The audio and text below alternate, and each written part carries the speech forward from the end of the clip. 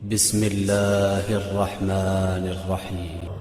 صبرت علی سوء خلق زوجہا، جو اپنے شوہر کی بد اخلاقی پر صابر ہو، یہ فرمائیے میں اسے اپنے قریب جنت میں رکھوں گی۔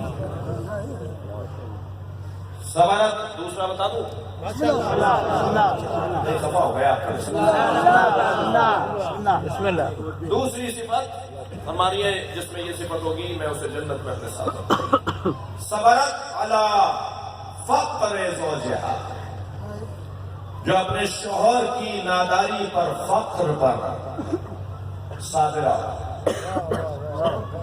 چٹنی کھلاتا ہے، سوکھی روٹی لے آتا ہے، شوہر کو چھوڑ کر نہیں جا رہی، شوہر کو شرمندہ نہیں کر رہی ہے۔ میری زوجہ، میں نے تو سارے دن محنت کی ہے، یہ 200 روپے ہی کمائے ہیں، 200 روپے میں یہی آ سکتا تھا جو میں نے پکانے کے لیے لے لیا، 3 دن سے مجھے مزدوری نہیں مل رہی، 3 دن سے مجھے کام نہیں مل رہا، تو چٹنی اور روٹی کھا لو، اور روٹی کو بھگو کر کھا لو پانی میں۔ یہ فرمانی ہے جو اپنے شوہر کی ناداری پر صابر ہو، تنخواہ ہے 15,000 کی، خرچہ ہے 25,000 کا، کیسے گزارا ہوگا؟ 8,000 تو کرائے میں چلے جاتے ہیں مکان کے،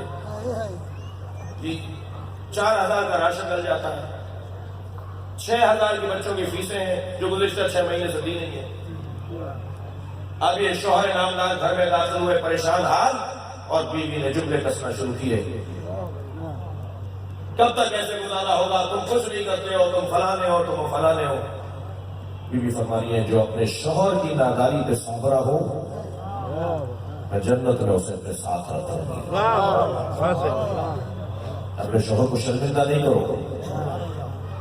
سنائیے جا کر یہ مجلس اپنی عورتوں کو، صبرت علی سوء خلق زوجہا۔ تیسری صفت سنا دوں، فرماتی ہے صبرت علی طاعت زوجہا، جو اپنے شوہر کے حکم پر صابرہ، اطاعت گزار، میں اسے اپنے ساتھ رکھوں گی۔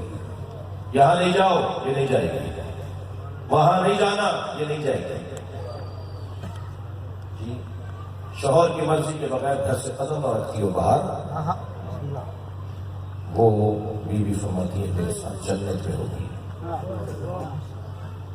عزیزو، جہاں شوہر بد اخلاق ہو سکتے ہیں ہوں، وہاں بیویاں بھی تو بد اخلاق ہو سکتی ہیں۔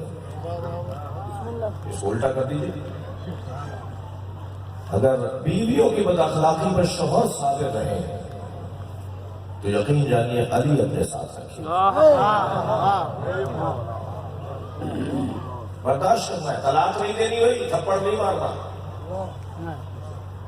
مجھے تو کبھی کبھی سنتا ہوں تو مجھے سمجھ میں نہیں آتا یہ مرد کیسا ہے جو بیوی پہ ہاتھ اٹھاتا ہے۔